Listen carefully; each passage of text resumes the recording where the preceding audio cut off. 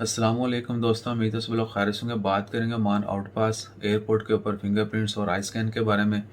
जितने भी दोस्त अब आपकी आउट पास के ऊपर रजिस्ट्रेशन हो चुकी है उनको इंशाल्लाह खैर 31 दिसंबर 2020 के बाद टाइम दिया जाएगा कि इतने दिनों में ओमान छोड़ के जा सकते हैं, क्योंकि 28 तारीख तक एयरपोर्ट बंद है और उसके बाद ओपन होंगे, इमीडिएटली ओपन हो जाएंगे या किस डेट को किस तारीख को ओपन होंगे उसकी अभी अनाउंसमेंट नहीं की गई। तो इंशाल्लाह खैर उनको ज़रूर टाइम दिया जाएगा कि इतने दिनों में ओमान छोड़ के जा सकते हैं।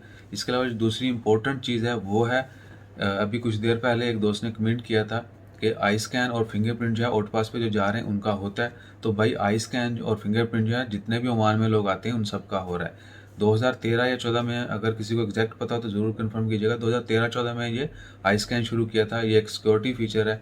तो आई स्कैन जो है वो कहते हैं कि फिंगरप्रिंट से भी ज़्यादा सिक्योर है।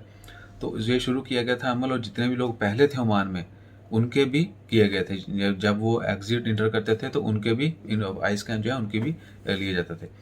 तो अब जितने भी लोग आउट पास पे जा रहे हैं उनका भी आई स्कैन होगा, क्योंकि बहुत सारे लोग इलीगल भी हैं। अगर किसी का पहले हुआ है आई स्कैन तो उसका नहीं होगा, और जिनके नहीं हुए उनका बिल्कुल होगा।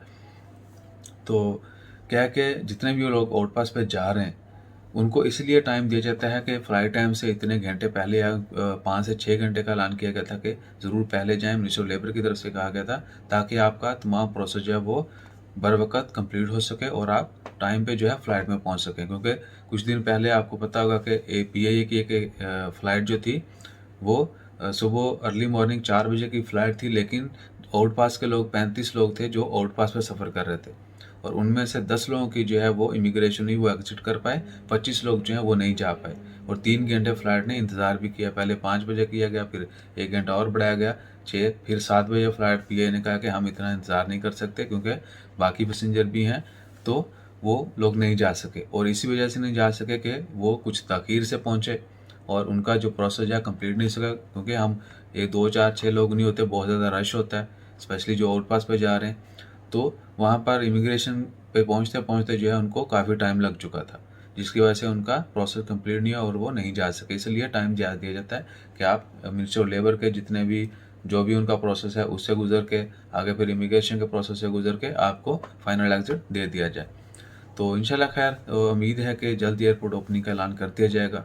और आप सबसे यही रिक्वेस्ट है कि अपना ख्याल रखें, दुआओं में याद रखिएगा और दुआ करते रहें अल्लाह ताला हम सबको अपनी हिफ्ज़ ईमान में रखे, हर तरह की बीमारी से, वबा से, शर से महफूज रखे।